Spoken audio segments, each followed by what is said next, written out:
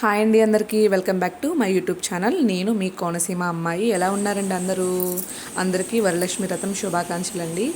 నా వరలక్ష్మి వ్రతం పూజా విధానం మీ అందరికీ చూపించాలని చెప్పేసి ఈ వీడియో తీశానండి.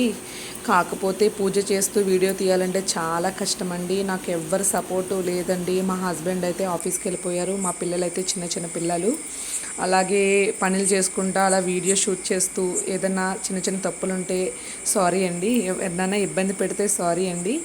ఇదిగోనండి, నేను ఆఫ్టర్నూనే క్లీనింగ్ చేసేసుకున్నానండి. వరలక్ష్మి వ్రతం ముందు రోజే మొత్తం క్లీనింగ్స్ అన్నీ చేసేసుకున్నానండి. గ్యాస్ క్లీన్ చేసేసుకున్నాను, మొత్తం ముగ్గులన్నీ పెట్టుకున్నానండి. నాకైతే చిన్న చిన్న పిల్లలండి, ఒకరికి 6 ఇయర్స్, ఒకరికి 4 ఇయర్స్ అండి. నాకు ఎవరు సపోర్టు లేదు. మా హస్బెండ్ అస్సలు సపోర్ట్ చేయరండి. ఆయనకి ఎప్పుడూ ఆఫీస్ అనే ఉంటారు. నేను నైట్ పడుకునేటప్పటికి 11 అయ్యిందండి. మళ్ళీ 11కి పడుకున్నాను, 3కి లేచాను. ఇదిగో ప్రసాదాలు అయితే మొత్తం 11 ప్రసాదాలు చేసుకున్నానండి, నా ఓపిక తగ్గవి. ఎందుకంటే ప్రతి ఇయర్ నేను 11 ప్రసాదాలు చేసుకుంటాను. ఎంత కష్టమైనా 1 ఇయర్కి ఒకసారి వస్తుంది కదండి వరలక్ష్మి వ్రతం. చేసుకోవాలని ఒక ఇంట్రెస్ట్ మీద చేసుకుంటాను. నాకు చాలా ఇష్టం అండి వరలక్ష్మి వ్రతం చేసుకోవటం అంటే. అలాగే ఇంట్లో నిత్య పూజ అయితే మా హస్బెండ్ చేసుకున్నారండి. ఆ పూజ అయిపోయింది. నిత్య పూజ కూడా నేను దేవుడి రూమ్లో చేసుకున్నాను. హాల్లో పెట్టుకున్నానండి దేవుణ్ణి. ఫస్ట్ గుండా పీట పెట్టుకున్నాను. పీట పెట్టుకున్న తర్వాత 3 గుప్పుళ్ళు బియ్యం వేసాను. బియ్యం మీద పసుపు కుంకుమ అక్షంతలు వేసి లక్ష్మీదేవి చిత్రపటం పెట్టుకున్నానండి. చిట్టు గాజులు ఒకటి కొనుక్కున్నానండి నేను, 50 రూపీస్ అనమాట, రెడ్ కలరు. అవి కొనుక్కుని అవి మాల కట్టాను, పువ్వులు మాల కట్టుకున్నాను. ఆ 2 దేవుడికి వేసానండి. అలాగే ఒక ప్లేట్ తీసుకున్నాను. మనకు కలసం చాలా ఇంపార్టెంట్ అండి ఈ పూజకి.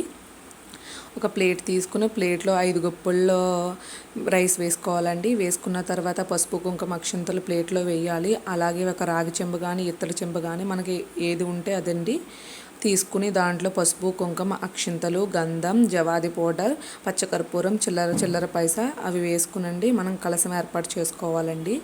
గాజులు కలసానికి వేసుకోవాలి. మనం రూపు కొనుక్కుంటాం కదండి. మా సైడ్ కోనసీమలో అయితే రూపు అంటాము, ఈ సైడ్ అయితే కాసు అంటారంట. ఎవరిష్టం వాళ్ళదండి, ఏదైనా దేవుడికి పెట్టేదే కదా. అలా కాసు కొనుక్కున్నానండి నేను. కాసు దారం 9 పోగులు దారం వేసుకుని కాసు పెట్టుకుని దేవుడికి సమర్పించానండి.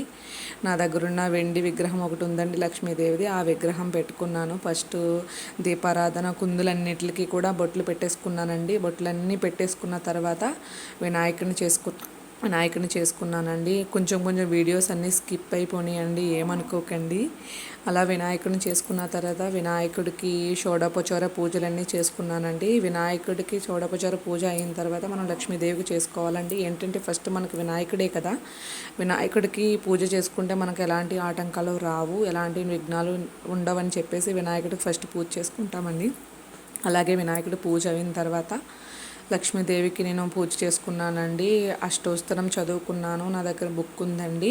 లక్ష్మీదేవికి కూడా చోడపచోర పూజ చేసుకున్న తర్వాత నాకు ఇవి మారేడాకులు ఉంటాయి కదండి. ఆ మారేడాకులు మా ఫ్రంటే ఉన్నాయన్నమాట. అవి తెచ్చుకుని వాటికి పసుపు కుంకుమ పెట్టి ఆవిడకి సమర్పించుకున్నానండి. ఏమో నాకు తెలియని పూజ చేసుకున్నానండి. ఎవరైనా తప్పుగా చేస్తుంటే కనుక సారీ అండి, ఏమనుకోకండి. నా విధానం మట్టుకు నేను చేసుకున్నాను. ఎందుకంటే నేను చిన్నపిల్లలండి, మా చిన్నపిల్లలు చాలా డిస్టర్బ్ చేశారండి. వాళ్ళని ఒక రూమ్లో పెట్టేసి డోర్ పెట్టేసి నేను పూజ చేసుకున్నానండి. ఎంత హెడేక్ అంటే మా పిల్లలు చాలా టార్చర్ పెడతారండి నిజంగానే.